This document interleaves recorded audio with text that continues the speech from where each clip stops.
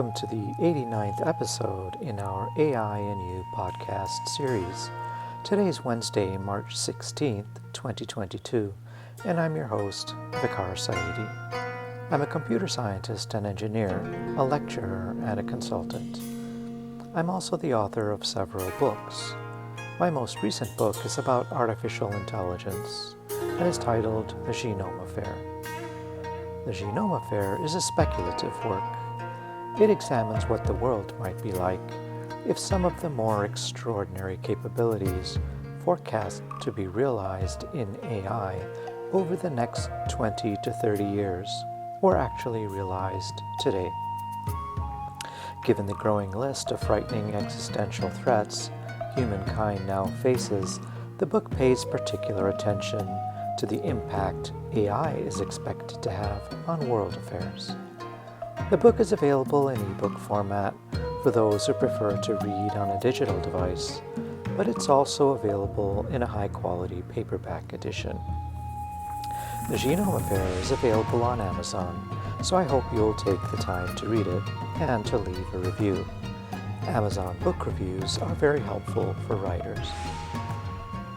I'm very interested in how science and technology influence world affairs and the big questions facing humankind. Studying at the confluence of the great disciplines of human history, political science and thought, international affairs, science and technology offers a deep understanding and pedagogically important lessons of how advances in human endeavor have influenced and impacted civilization. I'm available to give talks on artificial intelligence and its related technologies and on the impact AI is expected to have or is already having on our world. If you'd like to get in touch with me to arrange a web-based event or consulting meeting with your company or organization, you can find my contact info in the podcast notes below. Please make sure to subscribe to my channel, like this video, and share it with others if you find the content valuable. Thank you. And now, on to today's podcast. In our last podcast, episode 88, I spoke about AI, genomics, and the potential to accelerate gene therapies. In today's podcast, episode 89, I'll speak about unipolar, bipolar, and multipolar world orders and the implication of each for humankind. Let's get started. In 1918, in the wake of World War I, three major ideologies dominated our world: communism, fascism, and liberal democracy. We were living in a decidedly multipolar world, and danger abounded in every direction. The Great War of 1914, catalyzed by the assassination of the Austrian Archduke Franz Ferdinand in Sarajevo at the hands of a Serbian assassin, had itself consumed more than 20 million lives. Sadly, the Great War was just one of numerous such violent episodes to erupt across the European continent over the preceding centuries. Such multipolarity, characterized by bloodshed and unspeakable violence, has been our shared reality, our collective realpolitik, for centuries, and within a few decades following the Great War, the world was consumed yet again. This time, perhaps 6 to 8 times as many people lost their lives. Thus, the historical record has conclusively shown that multipolarity, defined by many geopolitical centers of power, leads to near constant conflict. Fortunately, by 1991, only liberal democracy was left standing. Fascism collapsed in 1945 with the defeat of Nazi Germany, and following the fall of the Berlin Wall in 1989 and the subsequent collapse of the Soviet Union in 1991, communism had also imploded. Since that time, the world has taken on a decidedly unipolar world order and America has been the only superpower remaining to uphold this new reality. America enforced this order through an inclusive set of 58 geopolitical alliances, numerous institutions, and nearly 800 military installations in Asia, Europe, and around the world.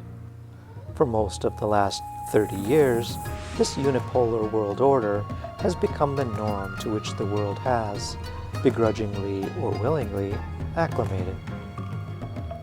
But most importantly, this unipolarity has resulted in an unprecedented peace, a Pax Americana, a period of unprecedented security relative to any previous time in history. Unequivocally, unipolar worlds have demonstrably distinct advantages. In the wake of the collapse of the Soviet Union, liberal democracy, free market capitalism, and globalization have produced unprecedented prosperity around the globe. We have witnessed a dramatic rise in the global middle class, as well as the alleviation of poverty for hundreds of millions, most notably on display in China and India.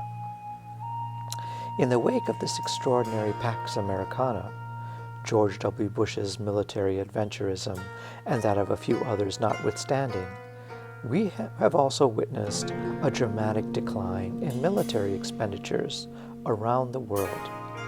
In Northern and Western Europe, EU member states have been investing just 2% of GDP in their defense during this Pax Americana. This is extraordinary when we consider that the level of violence and warfare in Europe over the past 2,000 years required emperors and monarchs to spend as much as 70% of the revenue of the state on militarism. With the formation of the North Atlantic Treaty Organization, NATO, as a collective defense, these wealthy developed economies have been able to invest heavily in education, healthcare, and social welfare, as well as in basic research and development in medicine, science, and technology. There has also been an extraordinary flourishing of the arts and cultural institutions throughout these past 30 years.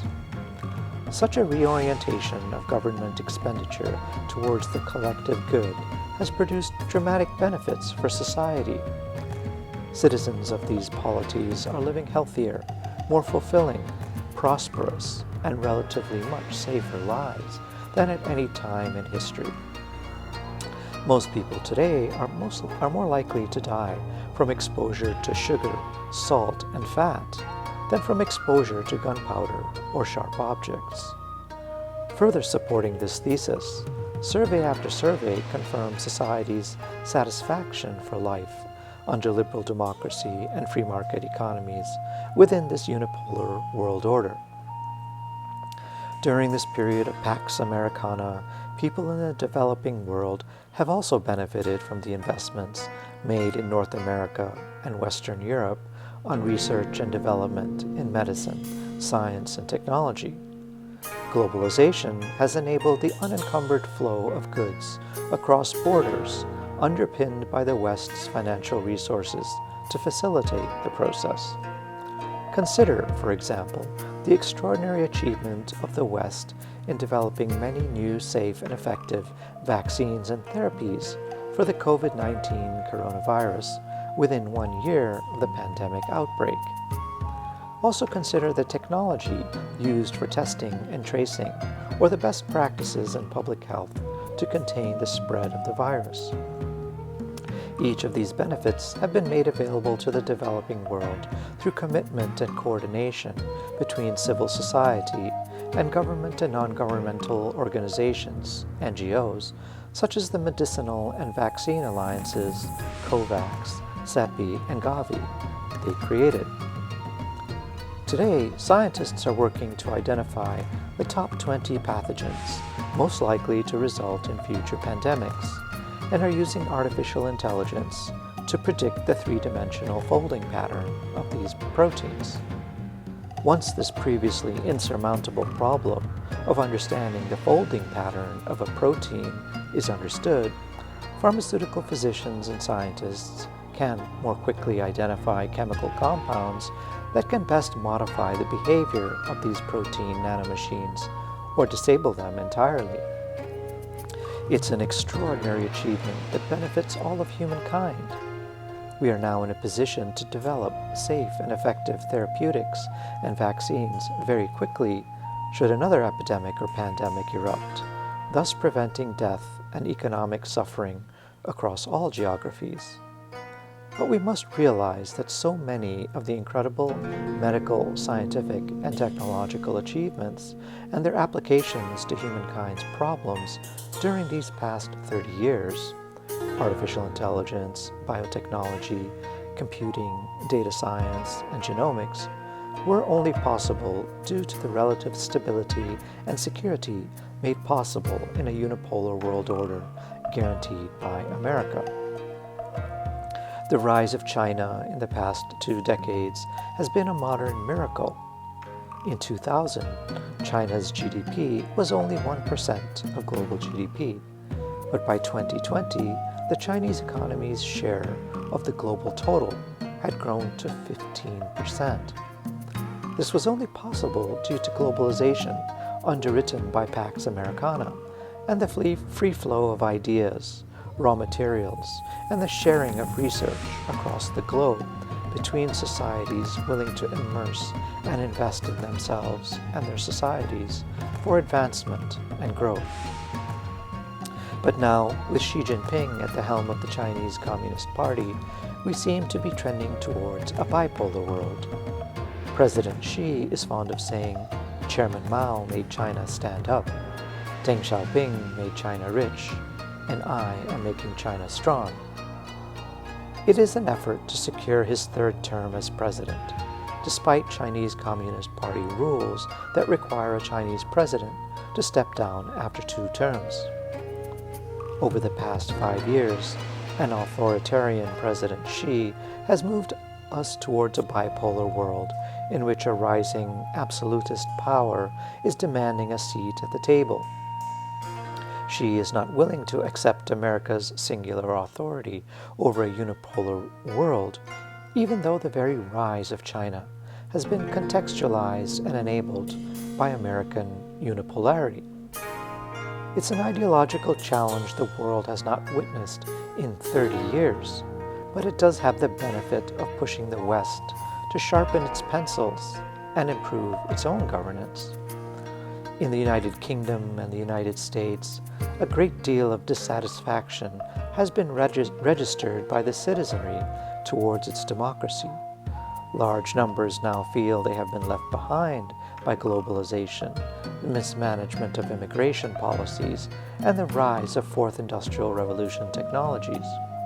And this has given rise to the demagogues, such as Donald Trump, and to nostalgia-fueled fantasies such as Brexit in the UK and the Gilets jaunes, Yellow Vest movement in France. Too many citizens in the West are losing faith in the promise of a liberal democracy and a free market capitalist economy that has produced so much benefit across the globe for billions, perhaps because it has done so largely at their expense.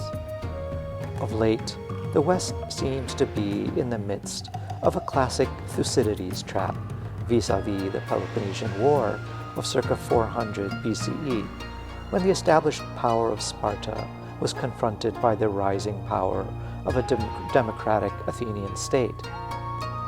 In 11 out of 12 such Thucydides traps, or great power rivalries, the confrontation inevitably results in war. But now with the outbreak of war in Ukraine, Russia seems to have the explicit backing of China. On its own, Russia is a vastly diminished economic power.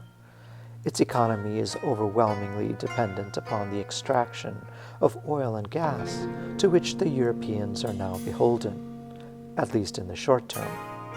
But in the long term, they'll find alternatives, thus breaking their dependency.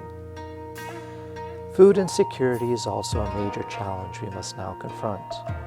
A unipolar world order guaranteed by America has had a dramatically positive effect on mitigating food insecurity across the world. But as Russian and Ukrainian wheat is weaponized, agricultural commodity prices have been soaring. This will undoubtedly result in both political instability and starvation in many parts of the developing world. Advances in medicine, science, and technology will not cease in the developed world due to a reorientation towards bipolar or multipolar world orders, but the probability that the political and therefore intellectual focus will favor military applications first and foremost will be high, and the application of intellectual capital for social benefit will be secondary. This reality of bipolar or multipolar world orders will of course significantly limit the benefits that flow through to the developing world as global supply chains wither and military budgets are buttressed. Enlarged military budgets, such as that recently announced in Germany, will leave less for societal benefit, and this will lead to declining standards of living, increased hunger, and general poverty, particularly across Africa, Asia, and other developing economies. With oil and gas serving as the fuel driving Russia's renewed neo-Tsarist imperial ambitions, we may see strengthened commitments, focus, and investments towards solar, wind, and thermonuclear fusion as alternative energy sources in the West, thus reducing the ability of the major extraction economies of the Middle East, Russia, and other authoritarian states to cause geopolitical chaos and mischief in the long term. But in the short term, we must prepare ourselves for an increasingly dangerous and insecure world order in which everyone will retrench to protect themselves and their nations. The numerous benefits of globalization may have to be shelved for the foreseeable future, whilst hunger and poverty reassert themselves. Thank you for spending some time with me. I'm trying to follow the TED Talk format, and so I'm keeping these podcasts under 20 minutes. Let me know what you think. I hope you'll find these insights into artificial intelligence helpful, and I hope you'll read my new book, The Genome Affair. It's on Amazon. Until next time then, this has been the AI and You podcast with author Vikar Saidi.